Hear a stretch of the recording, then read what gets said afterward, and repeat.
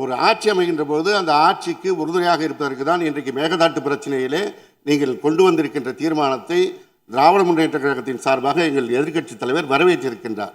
நல்லவைகளை வரவேற்போம், அல்லவைகளை சுட்டிக்காட்ட வேண்டும். இதுதான் சட்டமன்றத்தில் எதிர்க்கட்சியின் கடமை.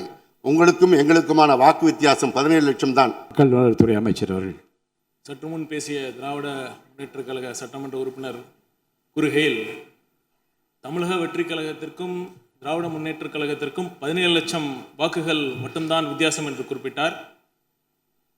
எந்த சூழ்நிலையில் அந்த வாக்கு வித்தியாசம் என்பதை மக்கள் அறிவர். தமிழக வெற்றி கழகம் தனித்து நின்று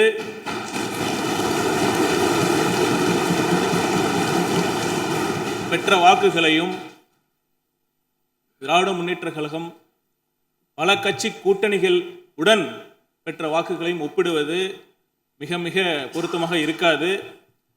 நாங்கள் பெருமையுடன் சொல்வோம், எங்களுக்கு கிடைத்த ஒவ்வொரு வாக்கும் தமிழக வெற்றி கழகத்திற்காக மட்டும், தமிழக வெற்றி கழகத்தின் தலைவர் முதலமைச்சராக வர வேண்டும் என்பதற்காக விழுந்த வாக்குகள் தான். பல கட்சி கூட்டணிகளுடன் தேர்தலில் வெற்றி பெற்ற திராவிட முன்னேற்ற கழகம், திராவிட முன்னேற்ற கழகத்துக்கு கிடைத்த வாக்குகள் கூட்டணி கட்சிகளுக்காகவும் விழுந்த வாக்குகள் என்பதை பதிவு செய்ய கடமைப்பட்டிருக்கிறேன். நன்றி. மாண்புமிகு பேரவைத் தலைவர்களே, மாண்புமிகு மக்கள் நல்வாழ்வுத்துறை அமைச்சர் சொன்ன கருத்துகள் சரிதான். நீங்கள் தனியாக நின்ற பெற்று வாக்குகள், ஆனால் வரும் காலத்திலும் நாங்கள் தனியாக நிற்போம், தனியாக வாக்குகளை பெறுவோம் என்று நீங்கள் சொல்ல தயாரா? பள்ளிக்கல்வித்துறை அமைச்சர் அவர்கள்.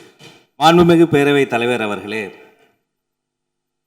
எந்த ஒரு கட்சியும் தமிழ்நாடு வரலாற்றில் ஆட்சியிலும் பங்கு அதிகாரத்திலும் பங்கு என்று சொன்னதில்லை, சொன்னதை செய்ததில்லை. முதல் மாநாட்டில் சொன்னதை இந்த நேரத்தில் செய்து காட்டிக் கொண்டிருக்கிறோம்.